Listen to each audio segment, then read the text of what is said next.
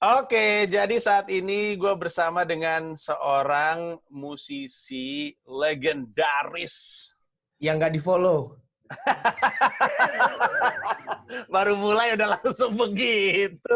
Jadi untuk informasi kepada yang nonton, kami ini baru saja selesai mengerjakan konten untuk YouTube podcastnya Anji. Ya. Terus Adi dia waktu gue lagi ngerjain bareng dia, kayak kamera lu gini nggak sih? Tadi enggak ya? Gini juga. Jadi gue nanti di channel gue akan begini juga gitu. Oh gitu. Gue barusan nonton tampilan dari laptopnya ya. Tapi Iya, sebenarnya di betul. recordnya kayak gini. Gue Kayak kayaknya begini. baru pertama kali Zoom video kayak gini Ya. sama orang yang kameranya bokeh.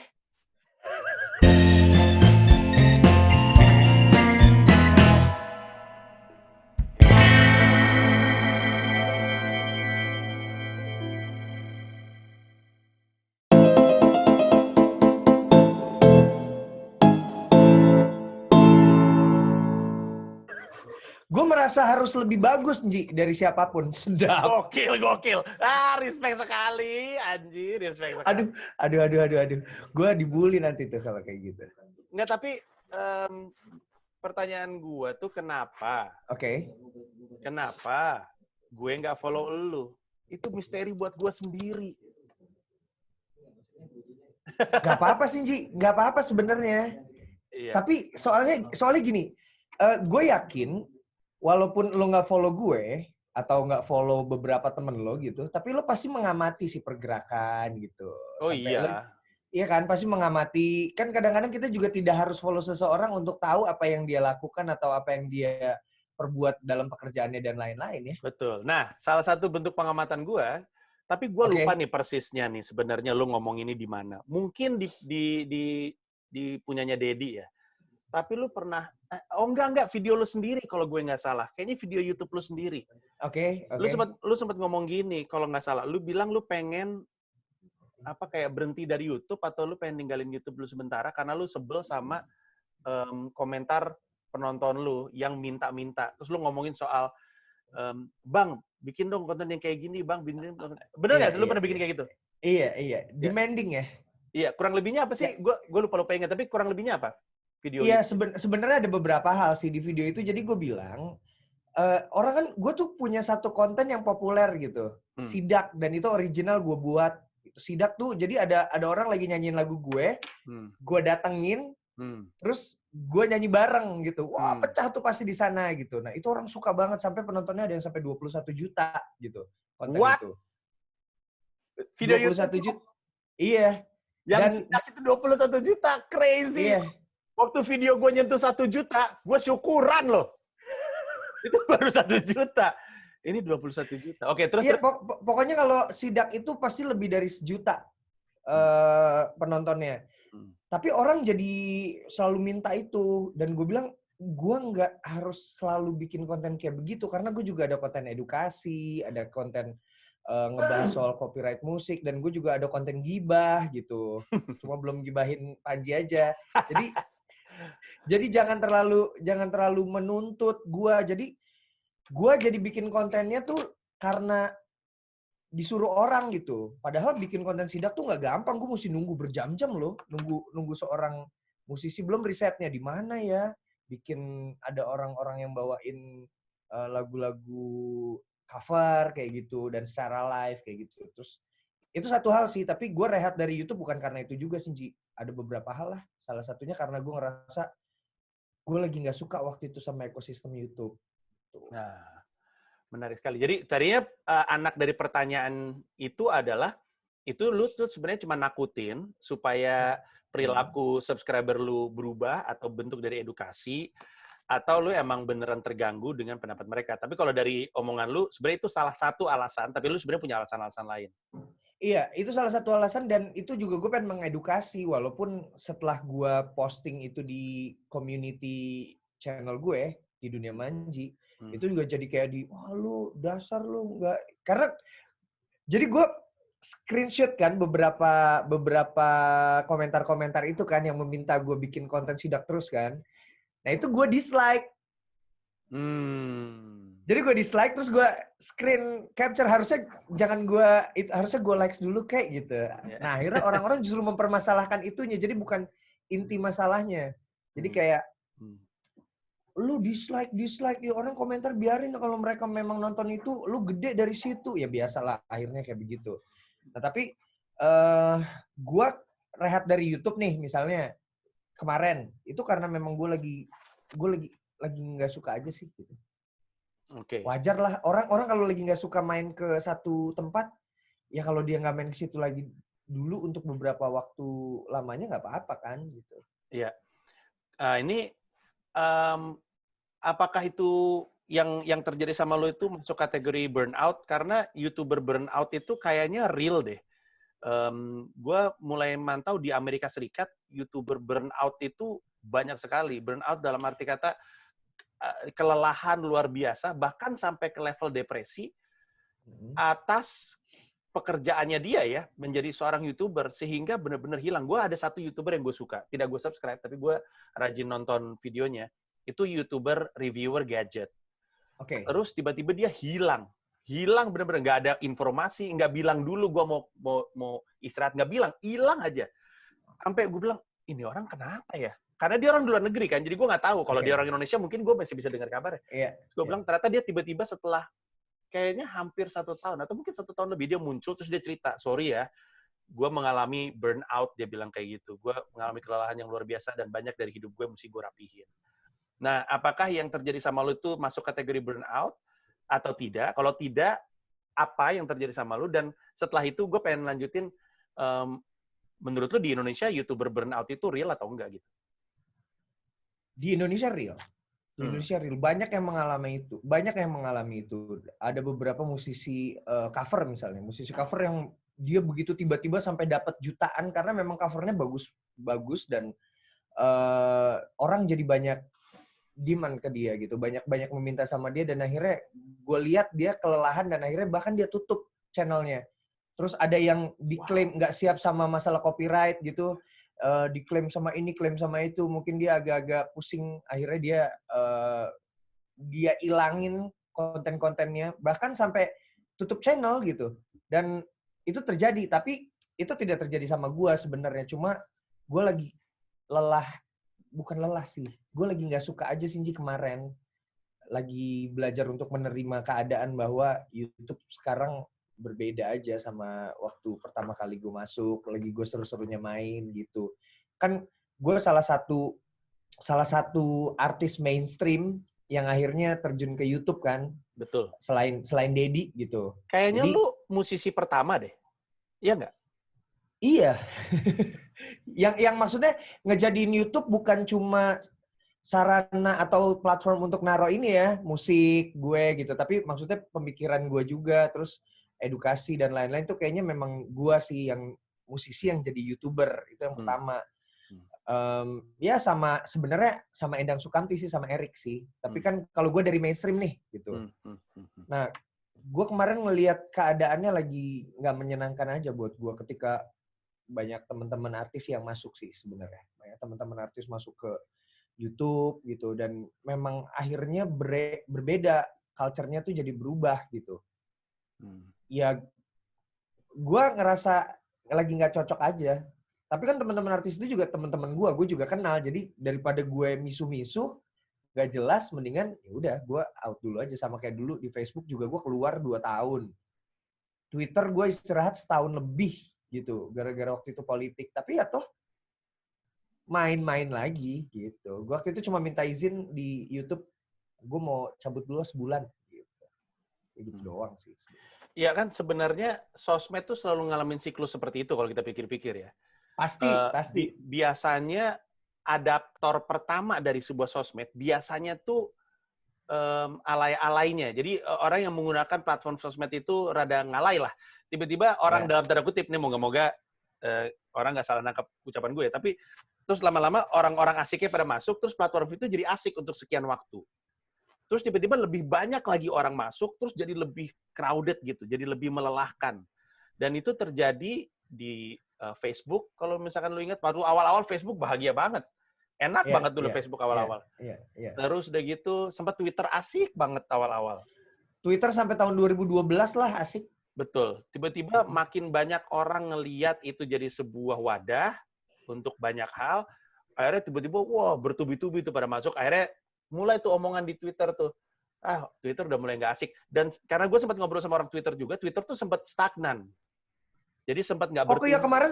kemarin sempet Iya, hancur banget kan? betul. Makanya orang-orang pada cabut dari Twitter. Radit salah satunya. Radit cabut. Ah, udahlah, gue udah males. Katanya Radit kebanyakan orang sok pinter di Twitter. Bahasanya dia kebanyakan orang pinter di Twitter, kata dia. Terus dia pindah. Oh, nggak pakai so, nggak pakai so. Salah. Oh, berarti nggak pakai kak. So pinter. So pinter, betul. Sangat pinter di Twitter itu. Iya, sangat pinter. Akhirnya dia pindah, bermigrasi. Sampai akhirnya tiba-tiba pas kapan Twitter hidup lagi, terus orang-orang yang tadinya ninggalin Twitter, Arif Pocong tuh. Arif Pocong tuh sempat hidup dari Twitter, terus udah gitu dia kayaknya cabut ke YouTube ya kalau nggak salah ya. Dia ke Instagram dan YouTube lah. Terus tiba-tiba Pocong balik lagi. Balik lagi. Balik lagi. Jadi TikTok juga kayak gitu. TikTok tuh sekarang ada masanya kan sempat alay banget, kayak semua orang tuh kayak alay doang tuh main TikTok. Tiba-tiba orang-orang pada main TikTok semuanya sekarang orang-orang yang asik, dan TikTok sekarang jadi rada asik kalau kita lihat-lihat, udah bukan cuman anak-anak kecil doang. Betul. Dan nanti lama-lama akan kelihatan, gue yakin nih dalam waktu mungkin 2024 TikTok udah diisi politik dan politisi. Menurut gue iya. Karena apalagi kalau misalnya nanti TikTok sampai memutuskan untuk menambah durasi ya. Kalau tadinya kan 15 detik, terus 60 detik. Sekarang bahkan kemarin gue salah satu uji coba kreator di TikTok yang uji coba untuk live gitu di TikTok. Nanti ada live TikTok. Iya. Wow. Dan di TikTok tuh ada sound. Kalau di luar negeri, Indonesia belum. Makanya di TikToknya Agnes Mo sama Stephanie Putri, anaknya Titi DJ, itu dia ada tuh satu kolom khusus untuk sounds, lagu-lagu gitu. Jadi kita bisa masukin di situ. Dan gue minta banget sama orang TikTok Indonesia, please dong masukin dong fitur itu, kolom itu untuk musisi Indonesia, karena gue juga butuh untuk naruh lagu-lagu gue di situ kayak gitu. Nah, gue sih balik ke omongannya si Gary V ya, Gary V ya. Iya, Gary V ya, Gary Vaynerchuk. Iya, dia waktu itu bilang bahwa lakukan apa yang lo lakukan di YouTube, di Instagram, di Facebook, itu di TikTok juga. Ini sebelum meledak banget kemarin tuh di awal 2020.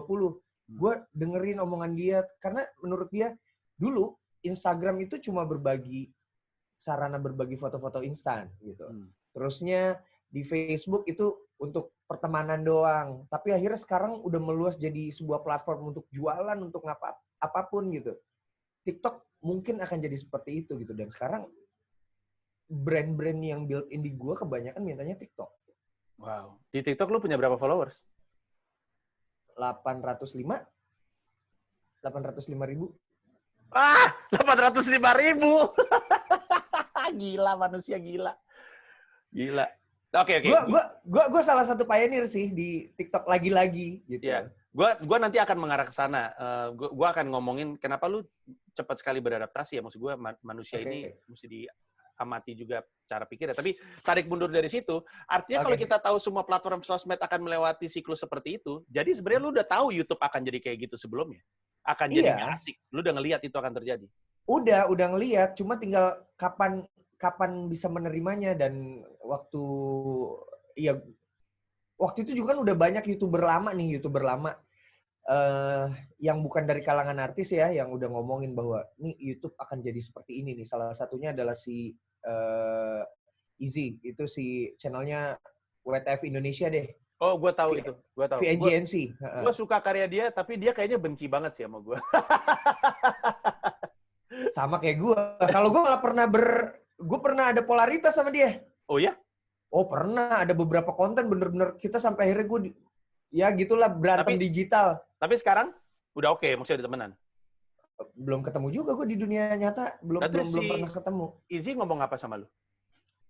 Enggak, waktu itu dia sebenarnya ngecengin gue doang, gitu. Biasa, tapi yang dia bilang katanya dia YouTuber akan berubah kayak gini nih terus begitu. Oh iya, di konten terakhirnya dia masih ada kok di channelnya. Dia cuma keluar aja tapi channelnya masih ada. Jadi dia memprediksi tentang YouTube beberapa tahun ke depan gitu, dan yang dia bilangin benar gitu terjadi. Dan gue juga udah merasa bahwa YouTube akan jadi seperti itu. Apalagi ketika gue ikutan YouTube Creator Summit ke Jepang gitu. Gue satu-satunya artis mainstream yang pernah diajak di acara itu gitu, karena gue kreator gitu kan. Dan ya di situ dari YouTube juga udah bilang bahwa apa ya, memang mereka mau ngambil masa umum, jadi memang lebih banyak gitu penonton TV dan lain-lain tuh memang mau di-grab sama mereka. Ya, kaget gue. Sekarang gantiin gue yang kaget. Ada anak gue sekarang. Tadi ada anaknya Om. Tadi waktu Ayah sama Om Anji ada anaknya Om. Ini YouTuber juga ngomong-ngomong. Hai guys, gitu nggak? YouTuber hai guys nggak? Lumayan YouTuber harga juga. Ini buruhnya ini yang edit, yang rekam, yang upload. Gitu. Tolong dibantu ya, Aurania Almasira. Tolong di-subscribe. Subscribe.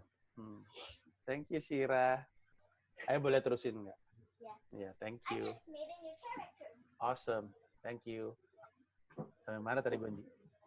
Gua lagi ngomong bahwa mereka memang mau memperluas pasarnya gitu. Dan caranya untuk memperluas itu adalah dengan menggait kreator-kreator baru yang memang pasarnya ke sana gitu.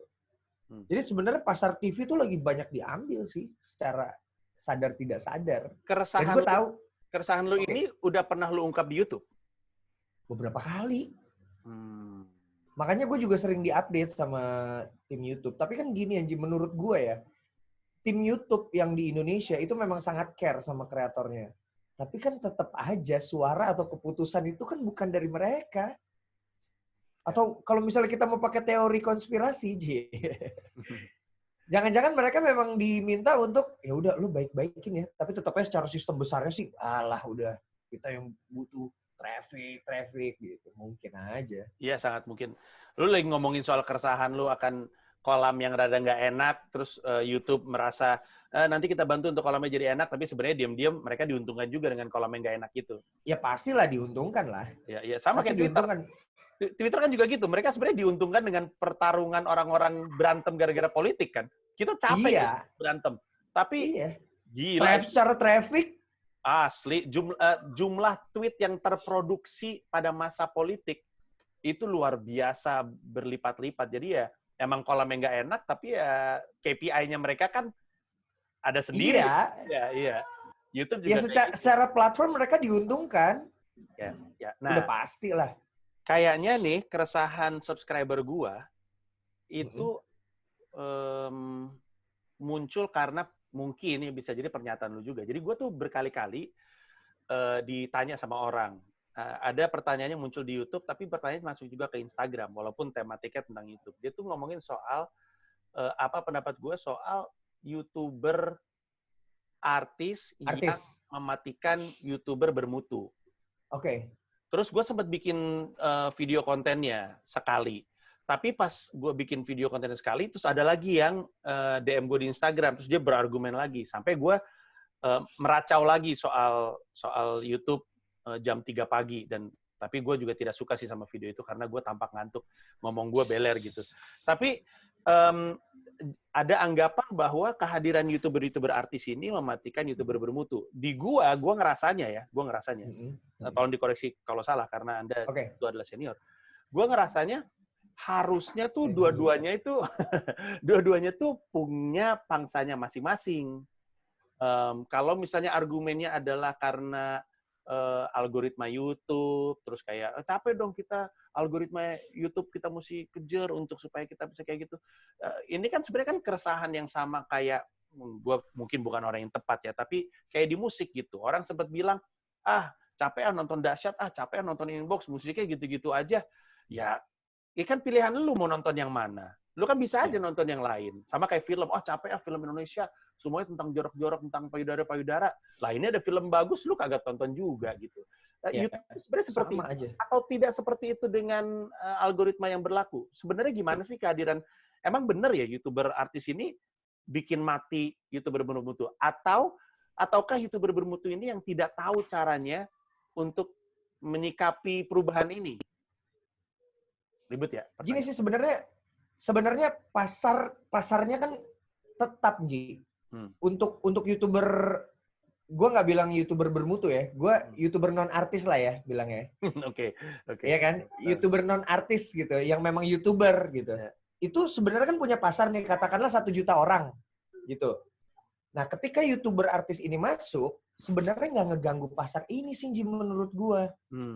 Tidak mengganggu ini, karena yang ini biasanya tidak nonton yang ini, YouTuber artis. Kecuali si YouTuber artisnya itu memang bikin konten-konten yang kayak misalnya gue nih, gue bikin kontennya kan bukan tentang kehidupan gue, bukan tentang ya keseharian gue dan lain-lain gitu, tapi tentang ya tentang musik, tentang dunia musik. Kadang-kadang gue ngomongin hal lain gitu, atau Dedi gitu.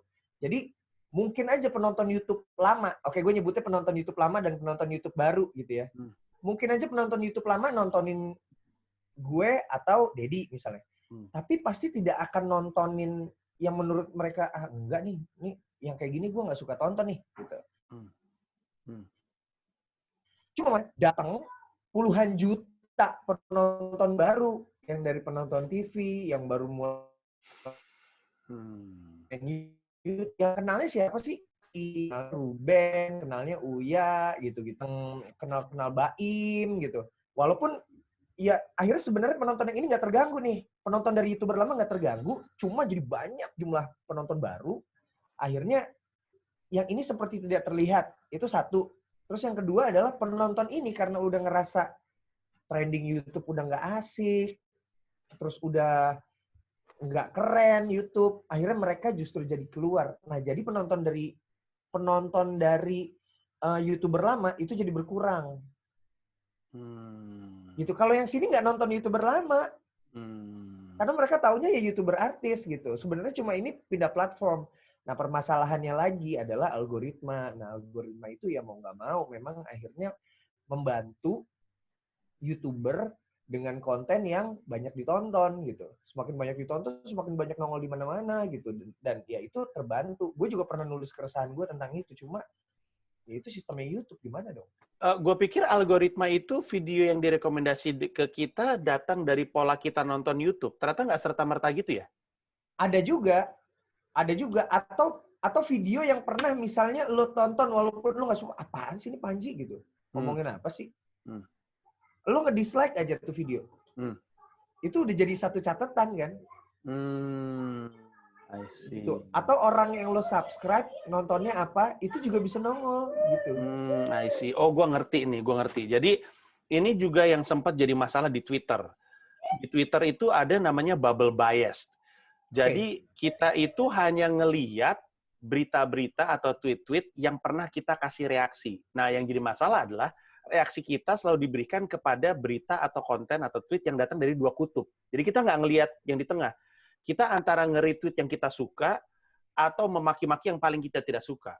Bias ya? Iya, sehingga Twitter ngebaca itu dan akhirnya dia ngedorongin yang itu lagi, dia ngedorong berita tentang lawan kita dan ngedorong berita tentang yang bagus-bagus tentang yang kita suka, sehingga nggak ada moderasi, jadi nggak moderat gitu. Makanya gue bilang yang paling susah di Twitter itu adalah keluar dari bubble bias-nya. Jadi, lu jadi nggak tahu bahwa misalkan ada isu A nih. Isu A ini sesuai dengan narasinya dia, bahwa dia nggak suka sama si orang ini. Tapi berita-berita yang menjelaskan soal ini tuh nggak muncul di nggak keluar gitu ya? Ya, jadi dia nggak tahu kebenarannya. Ini kan masalah algoritma ya, yang sebenarnya tidak sengaja, tapi akhirnya kayak gitu. Itu yang terjadi di YouTube gitu, menurut lu kurang lebihnya. Algoritmanya tuh kayak gitu ya? Iya, dan ya algoritmanya kan beda-beda ya. Maksudnya YouTube sama Instagram, sama Twitter, Facebook. Facebook malah kalau yang kita likes nongol. Di timeline orang yang follow kita itu aneh lagi tuh. Sama kayak ASFM dulu. Waduh, ASFM. Gila. Iya. Kalau Instagram kan teman-teman kita nge-likes foto misalnya wanita-wanita pemersatu bangsa gitu. Misalnya, ya kan? Itu tadinya explore gue tuh isinya banyak banget cewek-cewek cantik, cewek-cewek yang berpakaian minim yang akhirnya gue juga suka liatin gitu. Ya tapi akhirnya gue ngerasa terganggu sendiri. Aduh, bahaya nih. Sampai akhirnya gue nge-unfollow-in teman-teman gue dan itu bekerja dengan baik. Sekarang explore gue asik banget gitu. Gara-gara gue unfollow banyak orang. Berarti Nah, kalau YouTube juga begitu sih kayaknya. Dan artinya ketika YouTuber lama, ya kalau istilahnya followers gue tadi kan YouTuber bermutu. Ketika YouTuber lama memutuskan untuk berhenti, itu bukan karena dia kehilangan audiensnya atau bukan dia merasa audiensnya hilang untuk pindah nonton YouTuber artis, tapi lebih kepada kok ini kolamnya jadi nggak semenyenangkan dulu ya. Dulu tuh bisa dua sih, Ji. Bisa dua. Bisa dua. Jelas karena kolamnya jadi nggak enak itu sih menurut gue iya. Tapi satu hal lagi sih yang menurut gue loh, ini menurut gue ya. Karena kan orang-orang kalau ditanya pasti beda-beda gitu. Ya mungkin aja dia ngerasa pasarnya udah nggak ada. Ada kok YouTuber lama yang gue lihat kalau upload video 2.000 nonton. Gila, itu 2.000 jadi 2.000 karena memang kontennya dia tidak dibantu sama algoritma dari YouTube, tidak direkomendasikan, jadi nggak ada yang nonton. Sementara orang penontonnya juga nggak mengaktifkan notification di handphonenya misalnya, dan udah terdistraksi sama konten-konten lain yang begitu banyak menyerang di YouTube kan. Jadi kadang-kadang kita konten yang nggak asik aja kadang kita tonton gara-gara apaan sih nih. Pas diklik, aduh gue nyesel banget lagi nonton ini gitu. Langsung beres-beres history itu langsung clear gitu. Jadi itu menarik sekali ya, bahwa karena gue juga dapat pertanyaan yang sama, bukan pertanyaan ya, pernyataan sanggahan terhadap argumen gue yang bilang bahwa kenyataannya adalah dia ngelihat ada YouTuber yang videonya biasanya misalnya ratusan ribu views, tiba-tiba jadi di bawah 10.000. Iya. Itu stres loh, Ji. Salah itu gue juga sempat ngerasain itu kok, kayak wah ini gila. Kenapa views gue jadi kayak gini ya gitu. Oh, itu lu sendiri juga ngerasain? Gue ngerasain. Tapi terus akhirnya gue coba bikin ini, gue coba berinovasi. Nah, itu yang gue rasain sebelum gue bikin konten sidak. Gue posting di Instagram story gue, kayaknya ada sesuatu yang gak beres deh sama penonton atau guanya ya. Gitu, kayak gue mesti bikin apa ya di YouTube. Gue nulis di Instastory waktu itu. 3 hari kemudian tiba-tiba gue secara tidak sengaja dapetin konten sidak. Gue lagi jalan di mall, lagi jalan sama bini gue, terus tiba-tiba ada penyanyi di mall di tengah-tengah di atrium itu lagi nyanyiin lagu gue. Wah, gue langsung rekam tuh. Gue langsung insting gue langsung gue rekam aja pakai handphone gue upload. Itu tembus 11 juta. Wow. Setelah itu langsung tembus 19 juta yang video kedua. Terus. Wah, nemuin baru. Nah sekarang gue kemarin sempet jatuh lagi tuh views gue. Buat gitu.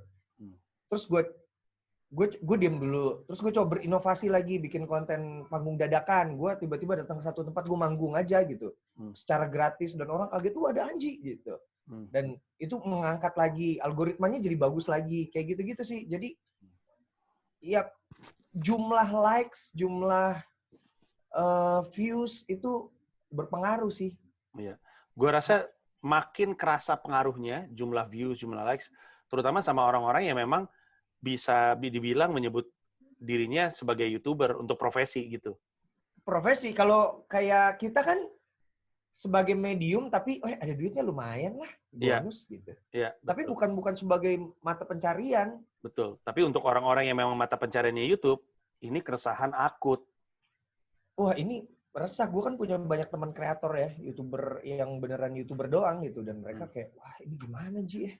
Ya, gitu lah. Ya, makanya gue juga bilang berkali-kali bahwa gue tuh sebenarnya tidak layak untuk ngomong seperti ini. Alasan gue bahas ini di YouTube gue adalah karena gue ditanya waktu itu. Kenapa gue bilang nggak layak? Karena tidak seperti kebanyakan teman-teman, gue tidak bisa bilang bahwa gue adalah pekerjaan utamanya YouTuber gitu. Penghasilan utama gue bukan dari situ. Tapi gue juga bohong kalau gue bilang duit yang gue terima, bahkan di level seperti gue ya, maksud gue baru 500.000 nih. Oke. Di level seperti gue, ngeliat AdSense-nya gue bilang, lumayan juga nih buat uang sekolah anak-anak. Maksud gue, Ji, berapa lo pernah dapat AdSense paling gede? Yang paling gede sebenarnya yang mau masuk ini bentar lagi nih. Oke. Tapi maksud gue ya, berapa sih gue dibandingin lu pada sama Raditya Dika dan segala macam. Radit cerita lucu banget, dia bilang video dia dia rilis video tentang kelahiran anaknya, AdSense-nya udah nutupin biaya kelahiran anaknya. Gila kan itu? Gila, anaknya membiayai kelahirannya sendiri, gila. Tapi gue nggak nyampe anak itu segitu. hebat sekali ya. Iya. Kalau gue, maksud gue, duit gue yang paling besar gue rasakan yang akan masuk ini karena gue habis ngerilis konten-konten stand up gue. Dan gua Ya, itu banyak sih yang nonton. Betul, itu karena gue lagi mau rilis digital download baru di platform comika.id, plus gue mau tour, jadi gue mau mengondisikan penonton gue, dan tour gue yang nanti ini materinya ini sangat menyinggung, jadi gue mendingan gue bikin siap-siap nih, ini gue rilis yang rada-rada bahaya untuk bilang sama orang, karena kan gitu ya, mungkin sisi juga ngalamin hal yang sama. Banyak orang tahu kita, tapi nggak pernah bener-bener tahu karya-karya core kita. Taunya karya-karya kita yang populer. Yang populer, iya. Betul. Gue juga banyak sih yang karya-karya gue yang orang nggak tahu, yang lu musisi galau gitu. Iya. Sehingga ketika mereka masuk ke show kita, terus mereka kaget kan, loh, kok ternyata kayak gini, kayak gue inget banget waktu itu gue ngobrol sama Hedi Yunus, sama Mas Yofi, gue interview Kahitna. Album pertama mereka, sebenarnya kan lagu kayak Cerita Cinta kan itu cuma satu, gitu. Sisanya tuh, wah, musisi apa tuh, jazz progresif apa gue, itu rumit sekali musiknya album itu. Sementara orang taunya Cerita Cinta, iye. Jadi ketika mereka datang ke show-nya, kenapa kayak begini? Gitu. Nah, stand up juga kayak gitu, Nji. Makin terkenalnya materi-materi stand up gue yang pop, makin orang pengen nonton, tapi gue takut ketika mereka datang, mereka kaget. Core-nya kayak begini. Makanya lo kondisikan ya dengan naruh konten-konten itu di YouTube lo, dan banyak yang nonton ternyata. Betul, dan jadi nyaring sih. Banyak orang yang terus ada komentarnya, loh, kok Panji stand up-nya gini sih? Saya pikir Panji nggak pernah menyinggung, nggak pernah kayak gini-gini. Terus dalam hati kata gue, ya udah nggak apa-apa, lu sekarang tahu gue seperti apa. Sehingga lu nggak bayar tiket gue untuk datang ke acara gue, terus udah gitu misuh-misuh belakangan. Karena yang belakangan akan caur. Kan yang nanti nih yang akan turunnya akan caur. Walaupun masih ketunda gara-gara corona ya. Tapi gara-gara gue ngelempar itu, naik, terus udah gitu. Dan gara-gara corona kan dolar naik. Iya. AdSense kan pakai dolar juga tuh. Jadi lumayan ya. Lumayan bro, pas gue lihat, wis gokil. Ini kayaknya nggak lagi sih kayak gini nih. Ini once in a lifetime, jadi ya gue nikmatin aja dulu. Ya lo bikin stand up aja yang banyak. Nah, itu dia. Jadi kan ya materinya harus nulis banyak banget, tapi udah gila gue nggak bakalan mampu sih. Gue aja hitungannya tuh sebenarnya stand up kemudian paling produktif loh. Gue udah punya konser 7 dibandingin teman-teman gue yang lain gitu. Itu pun untuk orang yang seaktif gue nggak akan bisa rilis materi stand up mulu setiap hari, mati kali gue. Nah itulah kenapa, karena gue tahu orang juga pada bilang di kolom komentar gue tuh kelihatan banget, Mas Panji, menurut saya Mas Panji rilis aja stand up terus biar views-nya banyak, udah jelas ngapain Mas Panji ngerilis stand up video tentang teori-teori stand up, views-nya pasti kecil. Tapi kan dalam hati gue bilang bahwa ya tapi kan masalahnya ini bukan penghasilan utama gue ngelakuin ini untuk sebenarnya sih gue punya alasan dan bukan alasan bukan alasan yang bukan alasan yang benar. Gimana cara ngomongnya? Sebenarnya bukan alasan benar buat orang, gimana? Jadi sebenarnya, nah ini gue kayaknya belum pernah buka bahkan di YouTube gue sendiri, tapi intinya gini, gue fokus di YouTube. Oke, seru nih. Jadi gue kan suka tour itu kan ada sponsor. Salah satu benefit yang gue berikan kepada sponsor adalah konten video. Iya. Nah, waktu subscriber gue dikit, views gue dikit.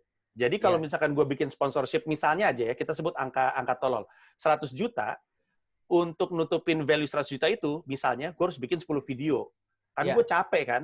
Jadi gue mesti naikin subscriber gue dan mesti naikin rata-rata views gue, supaya 100 juta in value, gue bisa deliver dalam 2 video. Sebenarnya tujuannya awalnya itu doang.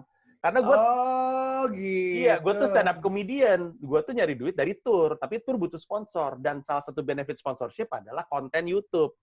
Nah, supaya gue nggak lelah bikin terlalu banyak konten karena value sponsorship yang gede, gue mau nggak mau harus tumbuhin subscriber gue. Itulah alasan gue rajin bikin YouTube, dan gue bahkan setiap hari.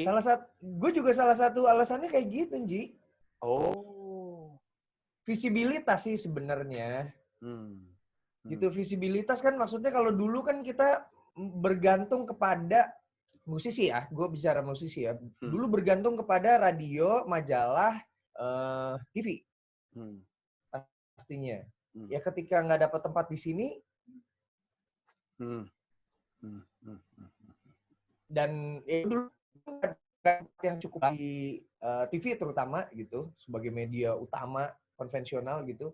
Ya gue dapat di acara-acara ya itu harian, Dahsyat, Inbox dan lain-lain. Akhirnya gue mencoba untuk mengelola brand gue di sosial media gitu. Jadi makanya kenapa gue ngikutin sampai ke YouTube, gue lihat oh ini YouTube bagus nih buat visibilitas. Gue belum sama sekali nggak mikirin duit sih, sama sekali. Tapi gue mikirin visibilitas. Oh iya, bagus nih gue main di sini. Orang-orang sekarang banyak nonton YouTube. Jadi mungkin mereka akan demand-nya ke gue akan jauh lebih besar karena gue kelihatan di mana-mana. Nah itu yang terjadi. Sekarang akhirnya gue bener-bener mengelola konten gue di YouTube, di Facebook. Facebook juga gue mengelola loh. Hebat loh. Facebook, YouTube, Instagram, IGTV, Twitter, TikTok. Itu gue membuatnya dengan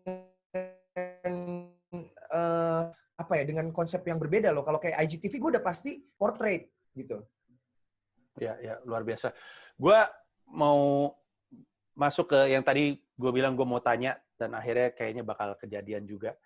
Gue mau nanya soal kan ini mungkin ini di channel lo boleh nge-vape nggak sih? Boleh ambil aja. Gue mau nanya ini sih sebenarnya dan mungkin ini jadi rangkaian penutup ya. Kan kita pengen anak-anak, bukan anak-anak ya, orang-orang yang YouTube tuh jadi YouTuber bahagia. Oke. Dalam artian? Dalam artian terhindar dari burnout, terus tetap bisa punya semangat ya. Maksudnya kepalanya tuh tetap enak sehingga dia punya semangat untuk berkarya walaupun dia lihat kolamnya udah mulai nggak sesuai sama yang dia inginkan. Nah, gue mau nanya sama lu, kira-kira apa yang mesti jadi cara pikir orang atau apa yang mesti dilakukan sama orang yang pengen jadi YouTuber supaya tetap jadi YouTuber bahagia, mengingat lu adalah orang yang lu bukan cuma YouTuber, lu TikToker, lu Instagram juga. Maksud gue lu tuh kayaknya Gary V tapi musisi deh. Soalnya Gary V juga gila tuh dia tuh bikin kontennya. Nah, ya, gimana dia bisa 40 konten sehari. Asli, gue juga kadang-kadang. Tapi kan dia juga maksudnya bisnis dia tuh pembicara ya. Jadi sirkuit dia tuh sirkuit pembicara. Jadi emang dia mesti bicara terus. Nah, jadi kalau lu untuk orang yang disiplin terus udah gitu progresif dalam arti kata lu udah masuk di YouTube sebelum yang lain, lu masuk di TikTok sebelum yang lain. Jadi lu tuh progresif tapi disiplin. Sebenarnya peluang-peluang burnout gede di lu, sebenarnya peluang-peluang mandek secara kreativitas juga harusnya gede di lu, tapi itu belum terjadi atau semoga tidak terjadi. Nah, lu bisa ngomong apa sama yang lain gitu? Gini, gua itu ke ke jejaring sosial itu bukan karena gua mau mencari duit satu gitu. Dan gua punya profesi lain sih. Intinya itu sih sebenarnya. Jadi gue punya profesi lain yang pengen gue bicarain di sini. Jadi yang di platform-platform yang gue jadi kreator itu adalah untuk mendukung profesi gue sebenarnya. Gitu. Walaupun akhirnya ini bisa jadi skoci penyelamat. Seperti keadaan saat ini nih. Manggung benar-benar nggak ada, tapi gue tetap dibayar untuk manggung, tapi di platform gue. Gitu. Jadi kalau buat gue, lo jangan menggantungkan diri menjadi seorang kreator sih. Walaupun tidak ada salahnya ya, sekali lagi. Tapi kalau yang bekerja pada diri gue adalah gue punya profesi lain, misalnya musisi gitu, atau misalnya lo dokter, tapi lo juga jadi kreator. Jadi itu akan menghindari lo dari kebosanan sih. Ketika di sini lagi nggak menyenangkan, lo bisa keluar aja. Ya udah, keluar tanpa lo harus terbebani. Aduh, gue harus bikin konten gitu.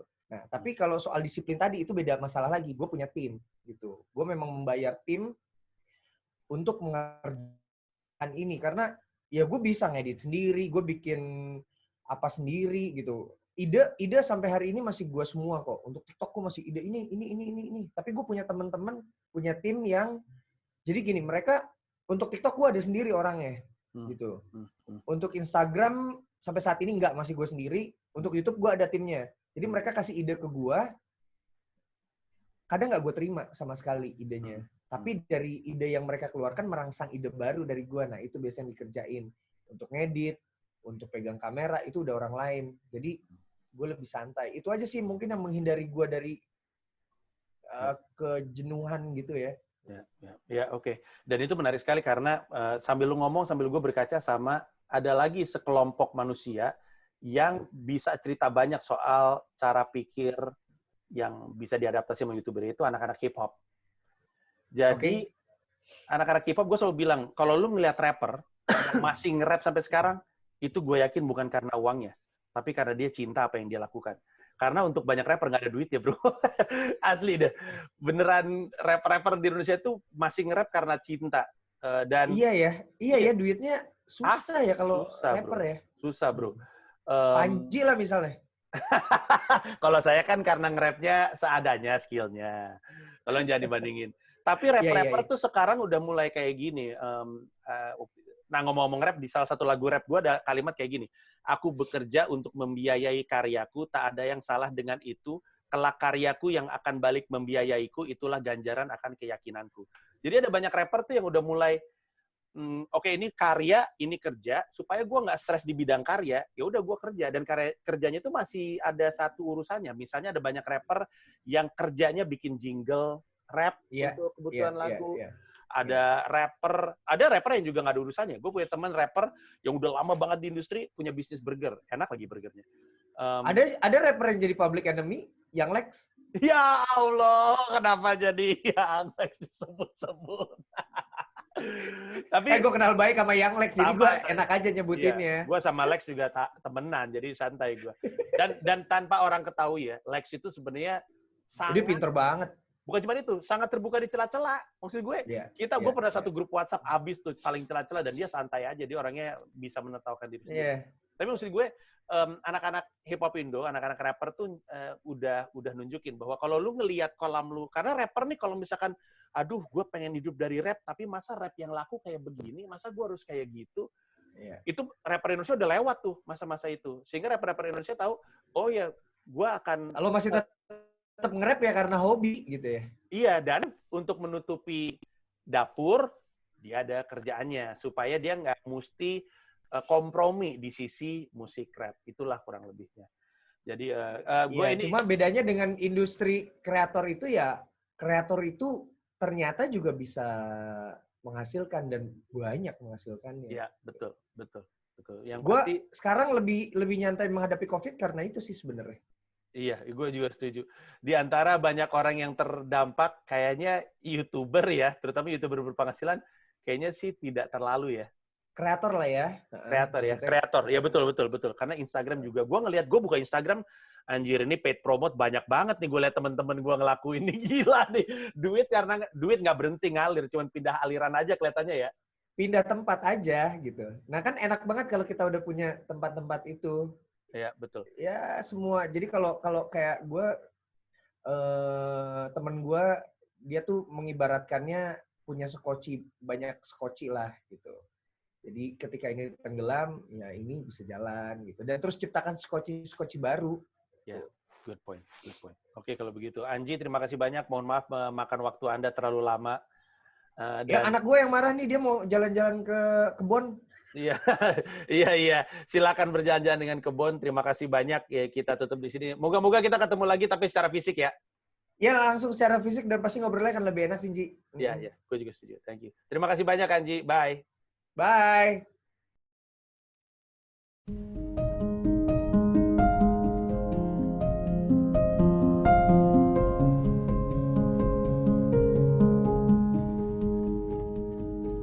Malam itu adalah konsernya Glenn Fredly di Istora Senayan. Gua membuka konser tersebut dengan stand up, pecah. Lalu mulai malam itu gua memastikan untuk mengejar cita-cita gua sejak pertama kali stand up di tahun 2010. Gua harus punya pertunjukan di Istora Senayan, Jakarta. Dan sejak itu, semua usaha gua yang lu lihat, semua pertunjukan yang gua bikin adalah langkah demi langkah yang gua ambil supaya bisa terjadi, dan akhirnya terjadi tanggal 20 Desember 2020. Gua akan manggung di sebuah tempat di mana artis-artis dunia pernah mengisi. Maroon 5, Bruno Mars, Simply Red. Dan gue akan jadi pelawak pertama di sana. Dan gue minta ditemenin lu untuk duduk mengisi kursi-kursi ini.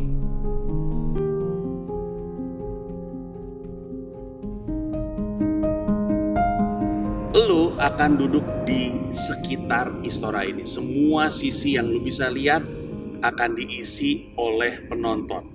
Dari pojok ke pojok, termasuk yang di belakang gua, termasuk di area lantai. Semua ini akan diisi kursi. Nah, kalau pertanyaannya adalah panggungnya di sebelah mana? Di sini. Panggungnya tepat di tengah Istora Senayan, melingkar.